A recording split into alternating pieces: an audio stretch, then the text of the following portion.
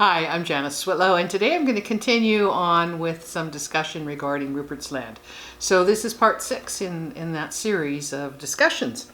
And I'm referring to volume 28 in a series of 32 volumes dealing with the history of Canada. This is the Fathers of Confederation, and this edition was, these are all between 1914 and 1916. And so this one, this one was 1916. And I'm quoting from this volume.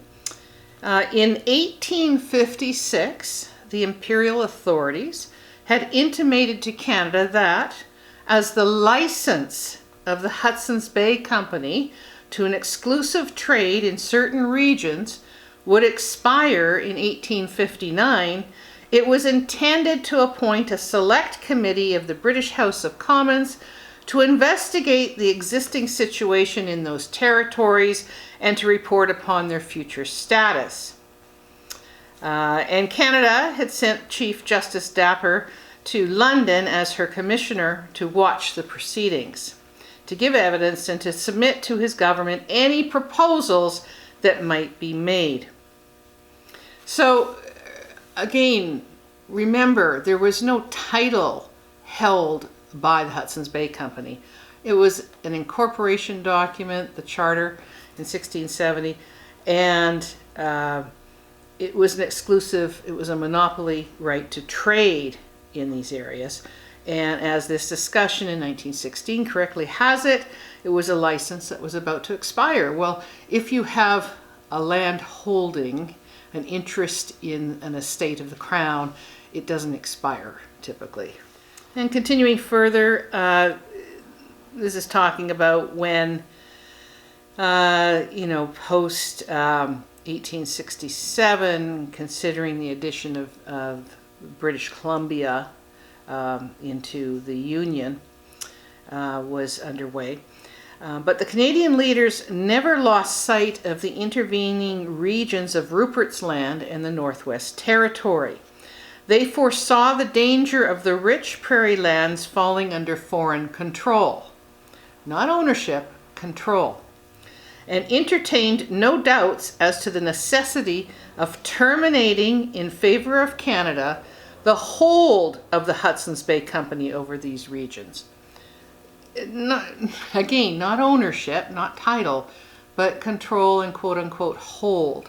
These are all as permitted by the Crown, and the Crown, as indicated through the British Parliament, was considering whether or not to renew that license again for the Hudsons Bay Company. And it says that one of the first steps taken by Parliament in the autumn of 1867 was the adoption of an address to the Queen, moved by, so this is right after, after the British North American Act, 1867, came into effect, so you've got your first government, if you will. It was an address to the Queen moved by William McDougall, asking that Rupert's Land and the Northwest Territory be united with Canada. They went to two members of the government, Cartier and McDougall, went to England to negotiate for the extinction of the rights of the Hudsons Bay Company. Not extinction of their title, of their rights to trade. And then after months of delay, caused partly by the serious illness of McDougall, it was agreed that the company should receive £300,000, 1/20th of the lands lying within the Fertile Belt, and 45,000 acres adjacent to its trading posts. The Canadian Parliament formally accepted the bargain, and the deed of surrender provided that the change of rule should come into force on December 1, 1869. So they were giving up all their rights. So in other words, it became a matter of negotiation between Canada and, well, it was conducted in Britain with the company, in other words, and so everything went from the Hudsons Bay Company back to the Crown, and then the Crown issued rights to Canada. Now remember, at this time, there's no treaties in place here covering Rupert's Land. So it was the first Canadian administrator of this vast region was William McDougall, with its illimitable prospects. A man of talent, experience, and breadth of view, such as McDougall was, might reasonably hope there to carve out a great career for himself and do the state some service.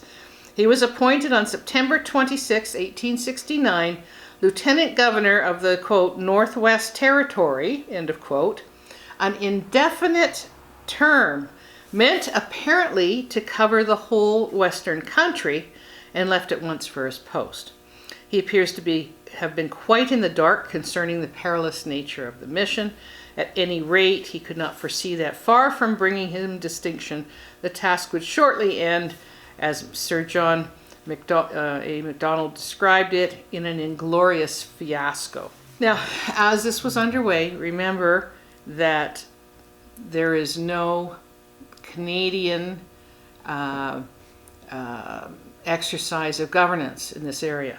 So now what I'm about to read describes the actions of the Métis. Quote, these half-breeds, or Métis, were a hardy race who subsisted by hunting rather than farming, and who were trained to the use of arms. They regarded with suspicion the threatened introduction of new political institutions, and were quite content under the paternal sway of the Hudsons Bay Company and under the leadership of their spiritual advisors, Bishop Taché, and the priests of the Métis parishes. The Canadian population numbered about 300, not 1,000, 300, with perhaps 100 adults, and they, conscious that they represented the coming regime, were not disposed to conciliate either the company or the native settlers. It was mooted among the half-breeds that they were to be swamped by the incoming Canadians, and much resentment was aroused among them against the assumption of authority by the Dominion government. To make matters worse, a Canadian surveying, etc., this created alarm among the half-breed settlers whose titles did not rest in any secure legal authority. They're talking about the Métis title. Did not rest in any secure legal authority, and who were fearful that they were about to lose their possessions. Thus it came about that they resolved upon making a determined attempt to resist the transfer of the country to Canada.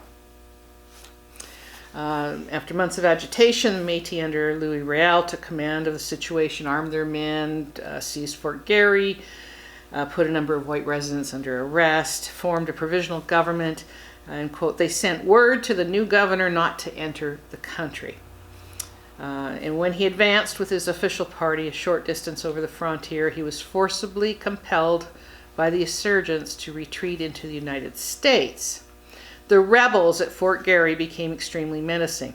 Now, as was mentioned in an early episode, while history books tend to refer to the Métis as rebels at the time, technically they were not, because this was not yet under Canadian administration or control, and there was no legal authority there, and as well there were no treaties entered into. So reminding that they were actually trying to assert their own control over this land, which it is important to remind continued at that time and today to remain in the ownership of Indigenous nations. After the Oregon Treaty of 1846, the British possessions on the Pacific coast lay in 3 divisions: Vancouver Island, British Columbia, and the Stikine Territory, all in the domains of the Hudsons Bay Company. So again, the presence of the Hudsons Bay Company engaging in trade, exercising their monopoly of trade of everything west in the western, what was considered Rupert's land. The country east of the Rocky Mountains, it should be kept in mind, was still in the hands of the Hudsons Bay Company. An alien population from the United States was increasing in number, and so again Canada was concerned that it obtained control to prevent the United States from doing so. Again, no treaties with any Indigenous nations, This is just a matter of political institutions, if you will, governing the conduct of employees and colonists, etc. There was no official Canadian presence in that. That was to come later. And as that date, 1846, is important, that's the date the Canadian courts have said, well, as of that date, the Crown asserts sovereignty in British Columbia, because remember, there are no treaties granting limited political sovereignty to the Crown to exercise in that area. So there's a few more tidbits, as I mentioned, regarding Rupert's Land, and that's all I have to say for now.